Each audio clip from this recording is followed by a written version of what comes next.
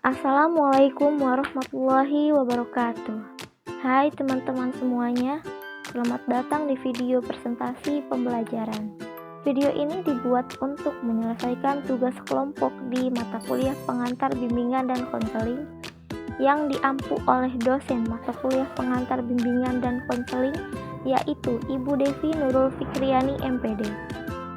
Kami mengucapkan terima kasih banyak kepada Ibu dosen yang telah memberikan kesempatan kepada kelompok kami sehingga kami dapat menyelesaikan tugas video presentasi pembelajaran dengan materi kedudukan anak dan remaja dalam rentang perkembangan manusia.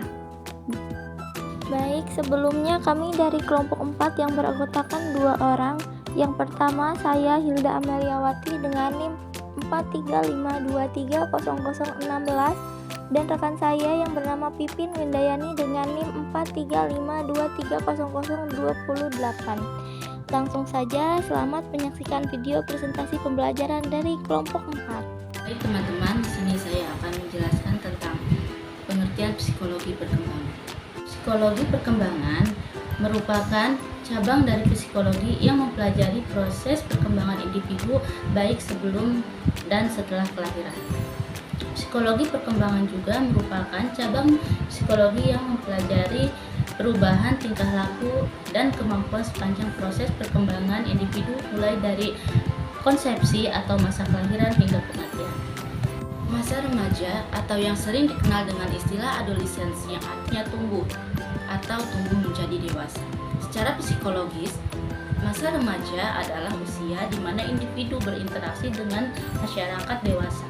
Usia di mana anak tidak lagi merasa di bawah tingkat orang-orang yang lebih tua, melainkan mereka berada di tingkat yang sama, sekurang-kurangnya dalam masalah hak. Selanjutnya, perkembangan karakteristik anak. Beberapa ahli dalam bidang pendidikan dan psikologi memandang periode TK merupakan periode yang sangat penting dan menjadi prioritas penanganan sedini mungkin.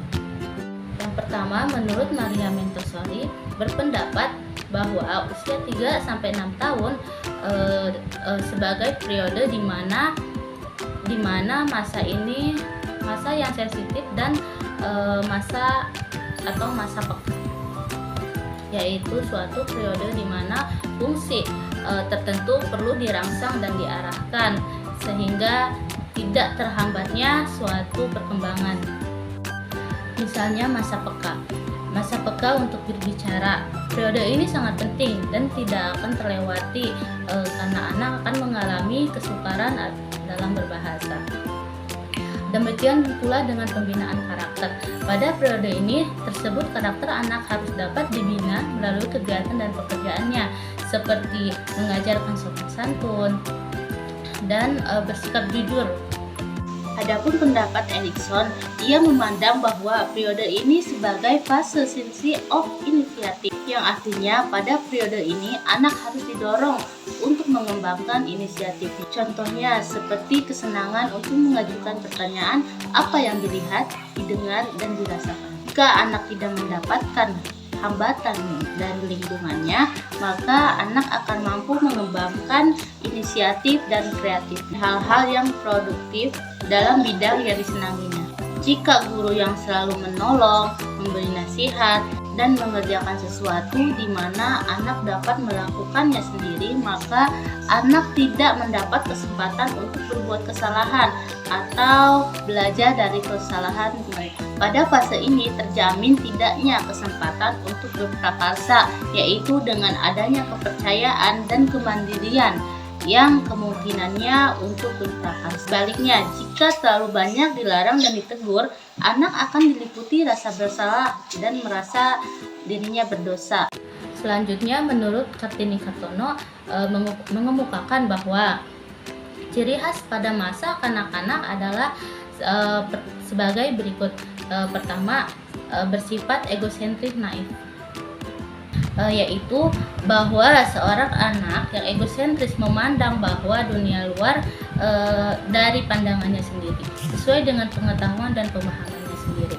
Jadi sikap egosentris yang naif ini bersifat temporer dan senantiasa dialami oleh anak yang sedang dalam proses perkembangannya.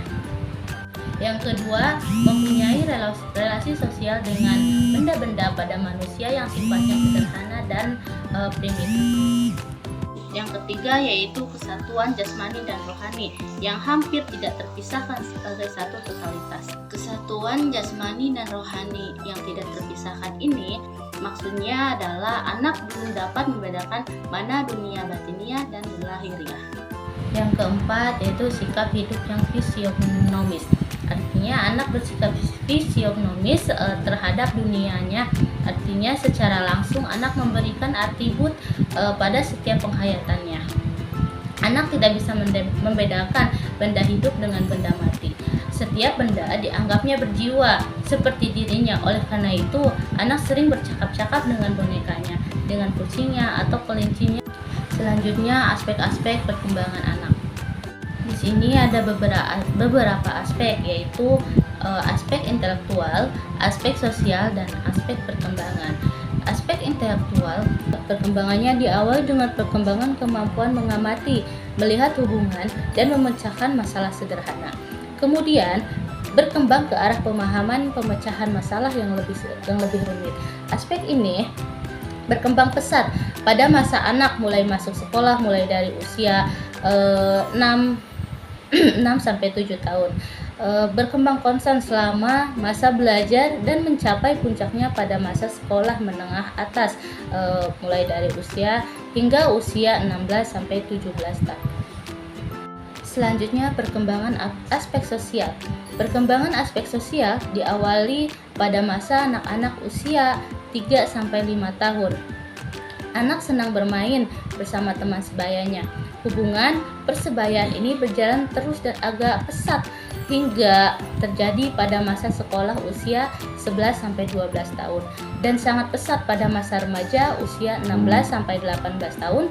Perkembangan sosial ini pada masa kanak-kanak berlangsung melalui hubungan antar teman dan berbagai bentuk permainan.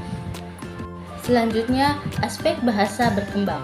Aspek bahasa berkembang dimulai dengan peniruan bunyi dan suara, berlanjut dengan meraba. Pada awal masa sekolah dasar, berkembang kemampuan berbahasa sosial, yaitu bahasa yang memahami pemerintah, ajakan, serta hubungan anak dengan teman-temannya atau orang dewasa. Selanjutnya, pengertian remaja. Remaja adalah mereka yang mengalami masa transisi atau peralihan dari masa kanak-kanak hingga menuju masa dewasa, yaitu di antara usia 12 sampai 13 tahun hingga usia 20-an. Perubahan yang terjadi termasuk drastis pada semua aspek perkembangan, yaitu meliputi perkembangan fisik, perkembangan kognitif, kepribadian, dan sosial. Menurut Hall, masa remaja merupakan masa trance of drang, yang artinya topan dan badai, yaitu masa penuh emosi dan ada kalanya emosinya meledak-ledak yang muncul karena adanya pertentangan nilai-nilai. Selanjutnya, ciri-ciri kejiwaan dan psikologi pada remaja. Yang pertama, usia remaja muda 11 sampai 15 tahun memiliki sikap protes terhadap orang tua, mulai berokupasi dengan badannya sendiri, memiliki ketidaksetiakawanan terhadap kelompok seusianya, memiliki kemampuan berpikir secara abstrak, dan perilaku yang labil serta berubah-ubah.